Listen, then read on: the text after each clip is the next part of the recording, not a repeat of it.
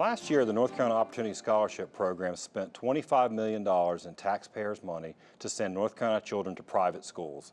This year, the budget stands at $59 million, and in 10 years, the General Assembly intends for it to grow to $145 million every year. That means between now and 2027, nearly $1 billion of North Carolina taxpayer funds will be going to fund private, primarily religious schools. Given the dollars flowing to these schools, you probably assume the state would have accountability measures in place for how the money is being spent.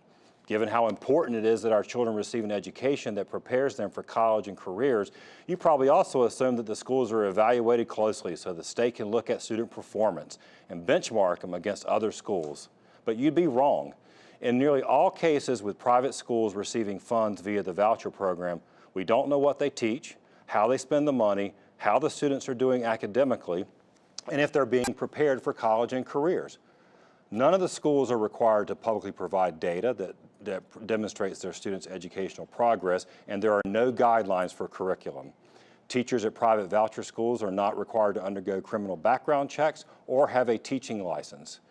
While private voucher schools receiving more than $300,000 annually in taxpayer dollars must undergo an audit, that only captures a very small portion of the remaining schools are free to spend taxpayer money out of the eye of the public. Now, voucher supporters will say that parents hold the ultimate accountability, that if they don't believe the school is doing a good job, they'll withdraw and the school will eventually close. That's simply not real accountability when it comes to spending $1 billion in public money.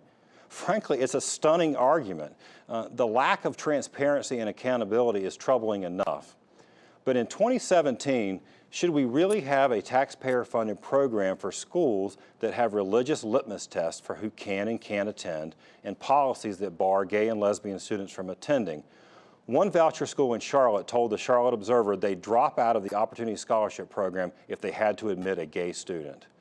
Now, at a time when our public schools that do in fact serve all students, regardless of religion or special needs or sexual orientation, are woefully underfunded, do we really have $1 billion to spare for a program like this? That's it for this week's Education Matters. Next week, we're going to look at how our public schools are supporting some of its most vulnerable students, including our students of undocumented immigrants, as well as our LGBT students. So please tune in next week. Thanks for watching this week, and we'll see you soon.